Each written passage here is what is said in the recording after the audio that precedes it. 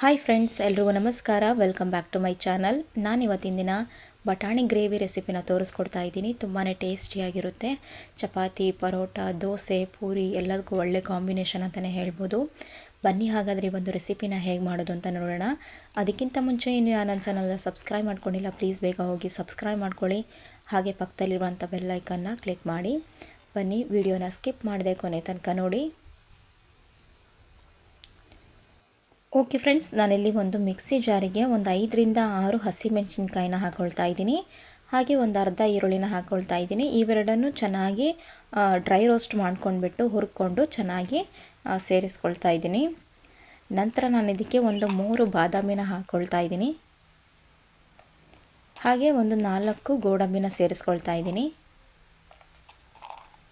ನಂತರ ಇದಕ್ಕೆ ನಾನು ಒಂದು 1/4 ಟೀ ಸ್ಪೂನಷ್ಟು ಅರಿಶಿನ ಹಾಕ್ಕೊಳ್ತಾ ಇದ್ದೀನಿ. ಹಾಗೆ 1 ಸ್ಪೂನಷ್ಟು ನಾನು ಕಸೂರಿ ಮೇಥಿನ ಸೇರಿಸ್ಕೊಳ್ತಾ ಇದ್ದೀನಿ. ಹಾಗೆ ಖಾರಕ್ಕೆ ಎಷ್ಟು ಬೇಕೋ ಅಷ್ಟು ನೋಡ್ಕೊಂಡ್ಬಿಟ್ಟು ಚಿಲ್ಲಿ ಪೌಡರ್ನ ಹಾಕ್ಕೊಳ್ಳಿ. ಹಾಗೆ ಇಲ್ಲಿ ನಾನು ಗ್ರೀನ್ ಚಿಲ್ಲಿನ ಹಾಕಿರೋದ್ರಿಂದ ಚಿಲ್ಲಿ ಪೌಡರ್ನ ಸ್ವಲ್ಪ ಕಲರ್ಗೋಸ್ಕರ ಒಂದು 1/4 ಟೀ ಸ್ಪೂನಷ್ಟು ಹಾಕ್ಕೊಂಡಿದ್ದೀನಿ. ಹಾಗೆ ಗರಂ ಮಸಾಲನ ಒಂದು 2 ಟೀ ಸ್ಪೂನಷ್ಟು ಸೇರಿಸ್ಕೊಳ್ತಾ ಇದ್ದೀನಿ. ನಂತರ ಒಂದು ಅರ್ಧ ಸ್ಪೂನಷ್ಟು ಧನಿಯಾ ಪೌಡರ್ನ ಹಾಕ್ಕೊಂಡಿದ್ದೀನಿ.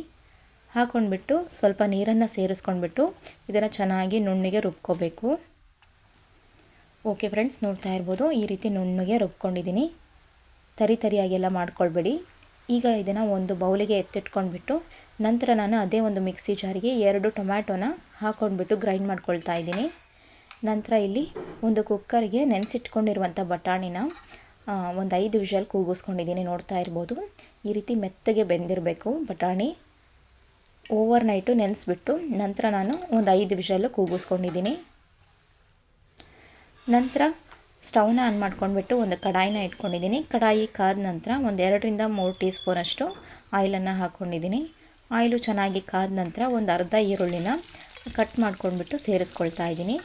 ಈರುಳ್ಳಿ ಸ್ವಲ್ಪ ಫ್ರೈ ಆಗೋ ತನಕ ಚೆನ್ನಾಗಿ ಬಾಡಿಸ್ಕೊಳ್ಬೇಕು. ಈರುಳ್ಳಿ ಸ್ವಲ್ಪ ಫ್ರೈ ಆದ ನಂತರ ನಾನು 1 ಸ್ಪೂನಷ್ಟು ಶುಂಠಿ ಬೆಳ್ಳುಳ್ಳಿ ಪೇಸ್ಟನ್ನು ಹಾಕ್ಕೊಳ್ತಾ ಇದ್ದೀನಿ. ಹಸಿ ಸ್ಮೆಲ್ ಹೋಗೋ ತನಕ ಇದನ್ನು ಚೆನ್ನಾಗಿ ಫ್ರೈ ಮಾಡ್ಕೊಳ್ಬೇಕಾಗುತ್ತೆ.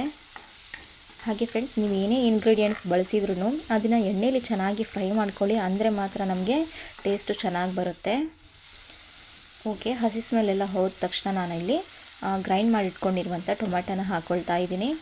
2 ಟೊಮ್ಯಾಟೋನ ಹಾಕ್ಕೊಂಡ್ಬಿಟ್ಟು ಚೆನ್ನಾಗಿ ಗ್ರೈಂಡ್ ಮಾಡ್ಕೊಂಡ್ಬಿಟ್ಟು ನುಣ್ಣಗೆ ರುಬ್ಕೊಂಡಿದ್ದೀನಿ.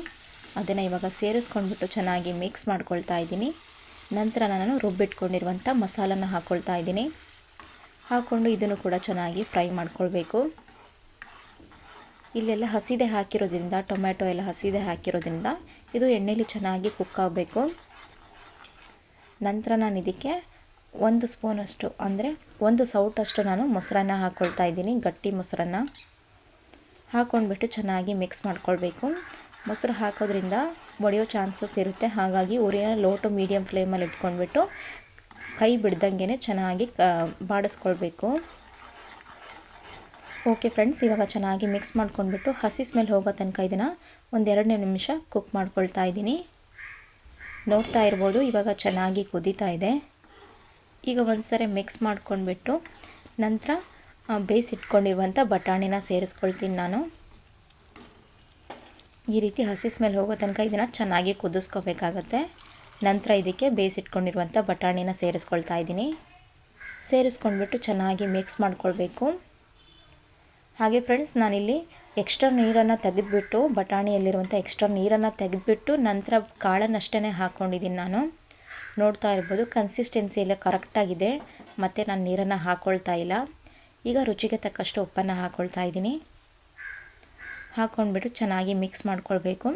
ಹಾಗೆ ಫ್ರೆಂಡ್ಸ್, ನಿಮಗೆ ನೀರು ಬೇಕಿತ್ತು ಅಂತಂದರೆ ಬೇಯಿಸಿಟ್ಕೊಂಡಿರುವಂತಹ ಏನು ಬಟಾಣಿ ನೀರು ಇರುತ್ತಲ್ಲ ಅದನ್ನೇ ಸೇರಿಸ್ಕೊಳ್ಬೋದು. ಬೇಡ ಅಂದರೆ ನಾರ್ಮಲ್ ವಾಟರ್ನ ಕೂಡ ಹಾಕ್ಕೊಳ್ಬೋದು.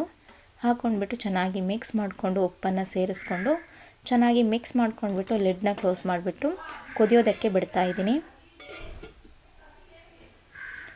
ಓಕೆ ಫ್ರೆಂಡ್ಸ್, ನೋಡ್ತಾ ಇರ್ಬೋದು, ಎಣ್ಣೆ ಎಲ್ಲ ಚೆನ್ನಾಗಿ ಬಿಟ್ಕೊಂಡಿದೆ, ಚೆನ್ನಾಗಿ ಕುದೀತಾ ಇದೆ. ಇಷ್ಟಾದರೆ ಸಾಕು, ಈ ಒಂದು ರೆಸಿಪಿ ರೆಡಿ ಆಗುತ್ತೆ. ಚಪಾತಿ, ಪರೋಟ, ಪೂರಿ, ರೋಟಿ ಎಲ್ಲದ್ರ ಜೊತೆನೂ ಒಳ್ಳೆ ಕಾಂಬಿನೇಷನ್ ಅಂತಲೇ ಹೇಳ್ಬೋದು. ದೋಸೆ ಜೊತೆ ಕೂಡ ನೀವು ಸರ್ವ್ ಮಾಡ್ಕೊಂಡು ತಿನ್ಬೋದು. ಒಳ್ಳೆ ಟೇಸ್ಟಿಯಾಗಿರುತ್ತೆ. ನೀವು ಕೂಡ ಮನೇಲಿ ಒಮ್ಮೆ ಟ್ರೈ ಮಾಡಿ ಹೇಗೆ ಬಂದಿದೆ ಅಂತ ಹೇಳಿ ಕಮೆಂಟ್ ಮುಖಾಂತರ ತಿಳಿಸಿ. ನೋಡಿದ್ರಲ್ವಾ ಫ್ರೆಂಡ್ಸ್, ಈ ಒಂದು ರೆಸಿಪಿ ನಿಮಗೆಲ್ಲ ಇಷ್ಟ ಆಗಿದೆ ಅನ್ಕೋತೀನಿ. ಇಷ್ಟ ಆಗಿದರೆ ಪ್ಲೀಸ್ ಲೈಕ್ ಮಾಡಿ, ಶೇರ್ ಮಾಡಿ, ಕಮೆಂಟ್ ಮಾಡಿ, ಹಾಗೆ ಸಬ್ಸ್ಕ್ರೈಬ್ ಮಾಡಿಕೊಂಡು ಸಪೋರ್ಟ್ ಮಾಡಿ. ಇದೇ ಥರದ ಹೊಸ ಹೊಸ ರೆಸಿಪೀಸ್ಗಾಗಿ ಮರೀದೆ ನನ್ನ ಚಾನಲ್ನ ಸಬ್ಸ್ಕ್ರೈಬ್ ಮಾಡ್ಕೊಳ್ಳಿ. ಸಿಗ್ತೀನಿ ನೆಕ್ಸ್ಟ್ ವಿಡಿಯೋದಲ್ಲಿ. ಅಲ್ಲಿವರೆಗೂ ಬಾಯ್, ಟೇಕ್ ಕೇರ್.